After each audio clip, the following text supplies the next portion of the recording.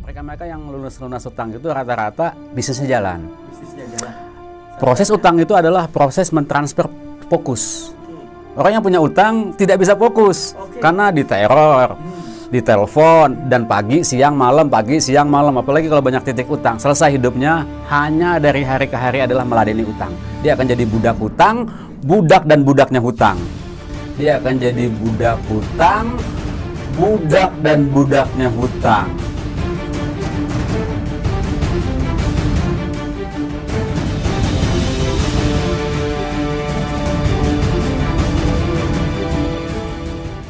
Bismillahirrahmanirrahim. Assalamualaikum warahmatullahi wabarakatuh. Alhamdulillah pada kesempatan yang sangat berbahagia kita kedatangan seseorang yang spesial.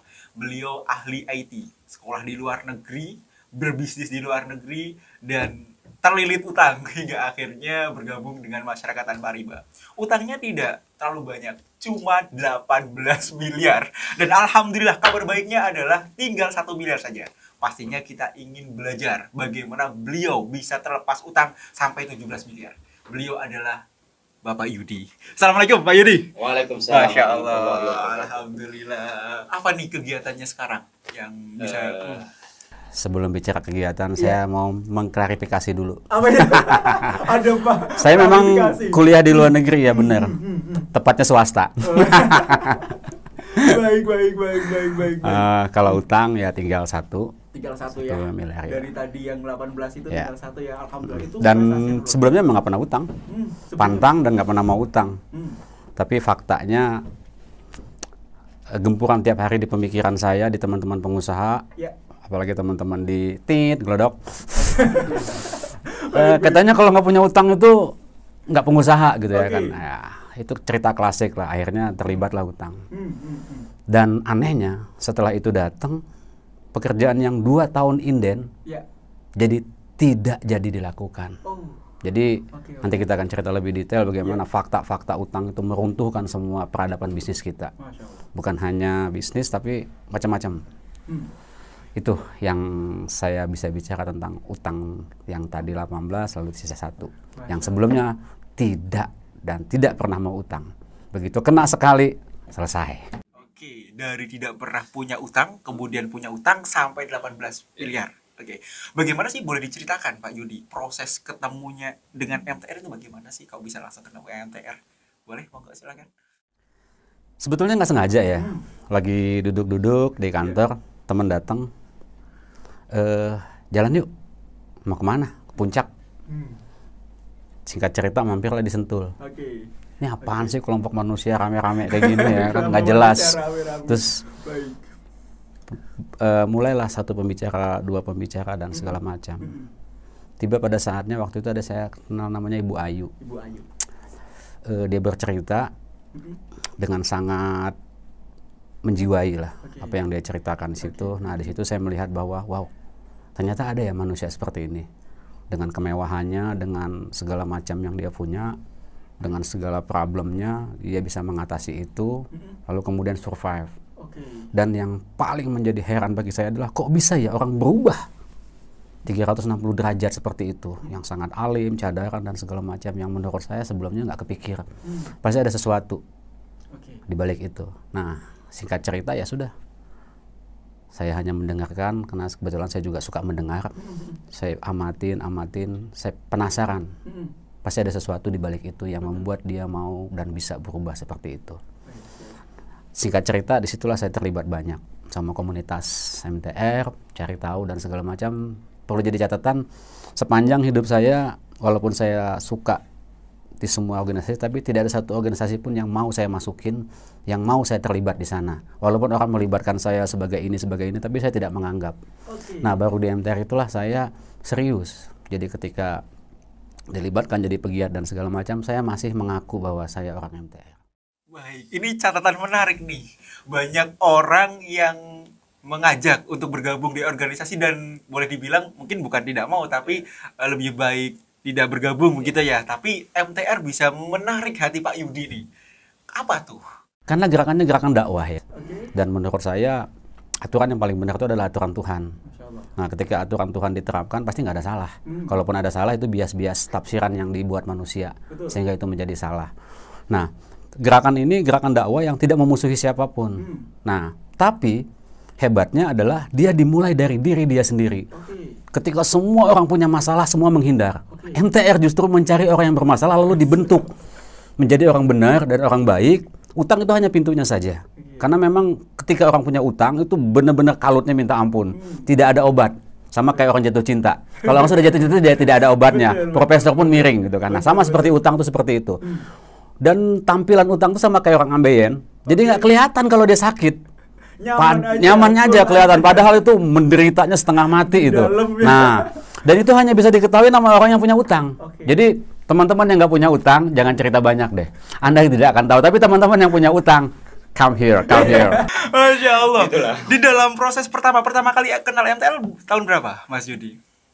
Itu sekitar tahun 2018 saya. 2018, 2017. Ada berapa lama nih proses berpikir sampai memutuskan, oke, saya gabung. Oh, oke, ini komunitas yang oke. Oh iya. Berapa nih? Dan saya apa? cukup lama. Cukup ada 3-4 pertemuan. Kebetulan saya pertama kali ikut itu namanya MHBHB. Dan saya orang paling sulit untuk menangis. Beberapa kali pertemuan saya tidak pernah menangis karena waktu di kampus pun orang nangis saya ketawa. Ngapain sih ini bikin orang nangis? Ya kan? Nggak ini banget saya menurut saya. Tapi di MHBHB itulah yang membuka pemikiran saya tentang banyak hal yang menurut saya, dan proses untuk ikut MHBHB pun itu unik. Jadi saya dalam kondisi yang prihatin lah, terpuruk dan segala macam, tapi keajaiban demi keajaiban ada di sana dan hadir. Dan anehnya itu saya belum pegang dana di hari H sampai maghrib. Tapi dari pagi saya sudah mempersiapkan semuanya. Udah mempersiapkan semuanya. Siapkan botol, siapkan bahan-bahan, siapkan duit yang kecil-kecil itu kan. Ya kalau masih kan, kalau namanya pengusaha, kalau walaupun nggak punya duit tapi 1 juta 2 juta masih punya lah gitu ya kan. Terus saya udah pede aja nyiapin. Sampai di, kalau nggak salah waktu saya nyiapin 7 juta atau 8 juta gitu ya. Pas maghrib itu baru dapat. Nah, begitu sampai maghrib baru dana itu ada. Padahal sama sekali nggak kebayang juga. Ya sudahlah, saya bilang berarti ini memang jalan yang bagus kali ya. Ya sudah saya ikutin. Nah di situ saya 3 hari pertama belum nangis, hari kedua menangis, hari ketiga saya menangis ketika makan silet kan. Saya nggak percaya kalau saya bisa makan silet. Itu tidak ada magic-magicnya sama sekali karena saya paling anti magic juga. Nggak nganggap saya magic itu. Gitu. Alhamdulillah. Saya minum dulu ya. Silakan. Pak Yudi, ini kan bukan soal yang gampang nih, menjelaskan utang 18 miliar, sekarang tinggal 1 miliar. Kiat-kiat apa sih Pak Yudi yang bisa di-sharing kepada teman-teman? Apakah mungkin sholat tahajudnya atau bagaimana Pak Yudi? Boleh. Secara sederhana, saya meneliti teman-teman, sebetulnya basic saya adalah peneliti. Meneliti teman-teman yang suka dan selesai utang itu secara general itu ada 3 hal. Baik. Pertama dia dapat unlogic. Kita sebut unlogic itu mungkin kalau bahasa di luar MTR itu adalah sesuatu yang tidak masuk di akal. Benar-benar karunia Allah. Tapi kan persoalannya untuk dapat sesuatu yang tidak masuk di akal itu harus pakai akal juga. Apakah sholat kita sudah beres? Apakah taubat kita sudah benar? Apakah usaha kita sudah maksimal? Nah kalau itu belum dilakukan lalu mau dapat unlogic kayaknya mimpi. Jadi teman-teman yang mau dapat unlogic nih, nggak sholat, nggak taubat, tapi mau utangnya lunas, mendingan ke laut aja udah. Itu yang pertama. Terus yang kedua, mereka yang lunas utang itu rata-rata bisnisnya jalan. Proses utang itu adalah proses mentransfer fokus. Orang yang punya utang tidak bisa fokus karena diteror, ditelepon, dan pagi, siang, malam, apalagi kalau banyak titik utang. Selesai hidupnya hanya dari hari ke hari adalah meladeni utang. Dia akan jadi budak hutang, budak dan budaknya hutang. Maksudnya itu budak pekerja hutang dan pekerja riba. Terus saja begitu berhari-hari sehingga bisnis tidak akan jalan. Bisnis tidak jalan, pemasukan nggak ada, gimana mau ngelunasin utang? Nggak akan pernah bisa. Nah, jadi mereka yang bisa bisnisnya jalan adalah bisa yang mengalihkan fokus. Nah, proses untuk mengalihkan fokus itu nggak mudah. Itu butuh komunitas dan nggak bisa sendiri dan tidak bisa satu tutor. Jadi pengalamannya, kenapa harus MTR? Kenapa tidak bisa satu orang yang menyelesaikannya? Jadi dia butuh banyak teman. Si A, si B, artisnya itulah yang dirangkum. Betul. Juga, jadi satu ahli di finansial, satu ahli di marketing, satu ahli di ini, dia butuh teman yang seide. Iya, di MTR itu komplit. Dan basicnya sama. Basicnya benar-benar pengusaha sebahagian besar ya. Dan tidak pengusaha juga ada. Jadi cukup imbang gitu loh. cukup imbang pemikirannya. TR tidak bisa belajar secara online. Nggak bisa. WhatsAppan, Betul. main YouTube nggak bisa. Betul. Tatap muka. Online di MTR itu hanya sebatas pelengkap sederhana, pelengkap komunikasi. Tentu di pertemuan real itulah nanti yang menurut saya hampir 90% penyelesaian itu adanya di real. Karena susah ya kita mendapat getaran, mendapat rasa, mendapat sentuhan itu di online itu nggak mungkin bisa gitu loh. Dan teks itu kan hanya 7%, maksimumnya hanya 33% multimedia. Itu udah dengan ada video dan lain. Tapi pertemuan langsung, nah itu bisa menguatkan banyak hal. Ada multidimensi yang masuk. Pak Yudi tadi baru nomor 2, nomor 3-nya apa Pak Yudi? Nah ini juga poin penting juga ya. Karena beberapa teman itu dia sudah nggak mau sholat, nggak mau taubat. Tidak mungkin kesempatan ada untuk unlogic. Terus dia tidak bisa fokus karena memang karakternya jelek. Tidak bisa berpikir positif dan lain-lain, panikan, macam-macam lah. Dan itu kan butuh merubah karakter itu nggak sehari 2 hari. Ya kan? Dan butuh sampel biasanya. Apalagi kalau orang awam butuh sampel. Kalau teman gue baik, gue ikut baik. Tapi kalau teman gue kayak gini, tidak begitu sehat. Jadi hanya melihat yang terindra. Dia belum bisa melihat yang tidak terindra. Itu panjang lagi ceritanya. Tapi yang jelas, ya itu 2 itu. Nah, yang ketiga, yang cukup krusial juga adalah bahwa dia harus berani melepaskan kemelekatan. Semua orang bilang, gampang, jual, laku. Jadi ketika ada lelang, biasanya prosesi. Saya sebut prosesi kenapa? Karena itu memang didesain dan dirancang untuk menjadi menakutkan, semacam horor. Epic banget dibuatnya. Seminggu sebelumnya, sebulan sebelumnya, Anda dikirim surat, Anda ditelepon dari pagi, di jam-jam yang paling tegang. Sehingga epic itu mengangkat Anda pada satu titik terpojok. Tekanannya itu nggak mungkin, makanya jangan salah kalau orang-orang pada lompat dari apartemen, polisi pada nembakin kepalanya, polisi nggak kuat, karena ini bukan persoalan uang, bukan persoalan kekuatan, bukan persoalan Anda laki atau bukan, persoalan mental. Ini boleh cerita juga kan, memang kalau yang pernah saya dapat informasinya Pak Yudi pernah berproses, tadi ada proses ya dengan persidangan, sampai berapa bulan itu Pak? Gini. Saya sebetulnya waktu menuntut itu, saya bukan basic hukum, basic saya IT. Dan menangani hukum. Iya, dan harus menangani hukum. Nah, tanpa pengacara. Betul, tanpa pengacara. Karena salah satu aturan dasar kita adalah tanpa pengacara. Dan ketika saya analisa, ini penting dan bagus.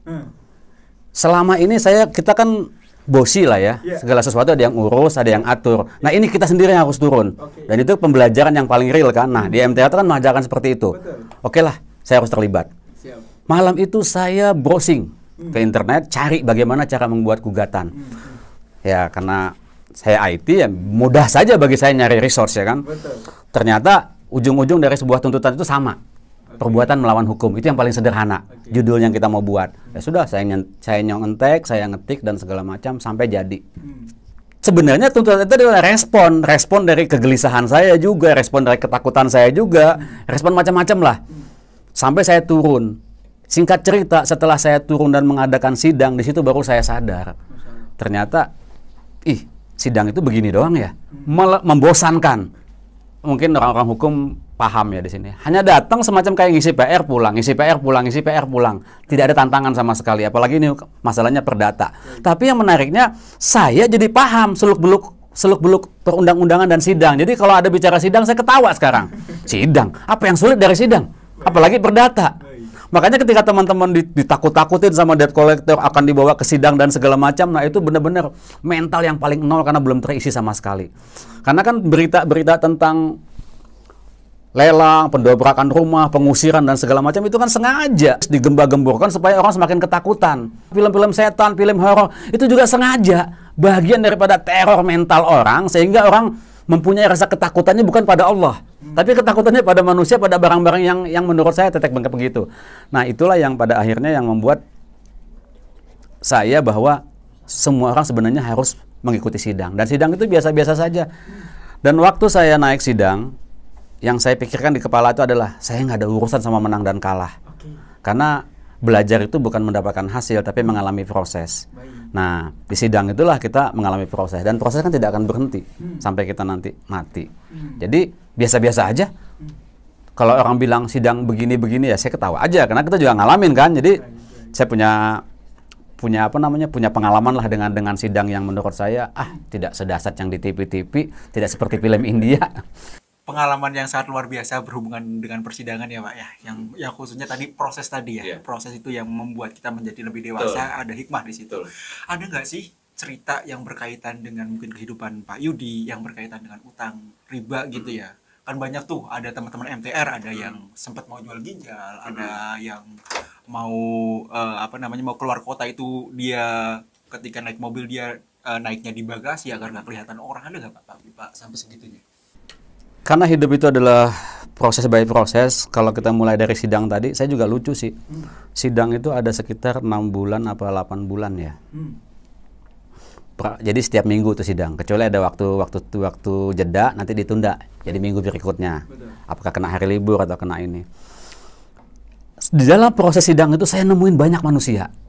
Terakhir saya malah menemukan yang sudah 25 tahun menikah. Dicerita sama saya orang Kristen. Punya pabrik, suaminya juga punya pabrik, dia mau bercerai. Dan saya juga nggak tahu kenapa dekat saya gitu loh, dan harus bercerita. Jadi kejadian demi kejadian banyak. Yang sebelumnya lagi ada yang orang bunuh-bunuhan. Kan sebelum sidang itu kita ngikutin sidang orang dulu kan. Kalau jadwal kita jam 10 atau jam 12. Nah pagi itu kan banyak tuh yang sidang, kita duduk di sana. Jadi saya jadi terbiasa menikmati proses sidang karena ada cerita orang lain, dan menurut saya gila ya, banyak banget cerita di dunia ini ya, bukan hanya cerita saya gitu loh. Jadi saya nganggapnya ya udahlah biasa-biasa aja. Jadi kalau mau narik cerita apa yang saya jalani selama utang dan segala macam, menurut saya semua cerita jadi menarik ya. Ini kalau kita ngobrol 1 hari pun tidak cukup Pak Yudi, karena saya juga nggak banyak terasa dapat insight yang sangat luar biasa dari Pak Yudi. Pak, terakhir nih Pak, kasih dong pesan atau apapun yang mau disampaikan untuk para pelaku utang. Silakan Pak Yudi. Gini, teman-teman yang punya utang itu pasti langsung bermasalah dengan teknis yang ada di kepalanya mereka. Persoalan utang bukan persoalan teknis, tapi tenang saja. Cari saja kalau Anda niat. Cari aja teman-teman seluruh Indonesia yang tergabung dalam MTR, temuin mereka. Itu langkah konkret untuk syarat awal ketika Anda panik di telepon, ketika Anda stres dijaga di rumah, jangan sampai lompat dari jendela, jangan sampai gantung diri di tiang gantungan. Karena apa? Temuin saja warga MTR yang terdekat, karena itu yang paling konkret. Semuanya menghindar ke Anda. Saya yakin semuanya menghindar. Tapi warga MTR tidak pernah menghindar orang yang punya utang. Datangin saja. Kalau sulit, kalau susah, itulah prosesnya. Temuin aja, mereka nggak lari kok, nggak kemana-mana. Temuin aja, paling banyak 2-3 kali diketemuin, Anda akan ketemu nanti solusinya seperti apa. Itu secara simpelnya. Nah, setelah ketemu di situ nanti baru lebih jauh lagi, karena ini tidak selesai dalam semalam. Penyelesaian ini yang sudah Anda bertahun-tahun ngutang, udah bulukannya utang, tiba-tiba mau disekali siram aja bersih, no way. Tapi ingat, hari ini bisa sembuh, bisa. Karena kita punya konstan, karena kita pelaku, pemain sekaligus pelatih. Nah, jadi paham dengan utang itu seperti apa. Banyak kok, tinggal cari aja di YouTube, cari di Facebook, kontak saja teman-teman MTR. Caranya gimana ya? Cari sendirilah. Mau usaha nggak, mau selesai nggak utangnya. Kalau untuk usaha itu aja Anda nggak mau, ya berarti nggak niat. Jadi saran saya itu saja. Anda ada hari ini ada masalah dengan utang, temuin MTR terdekat di kota Anda.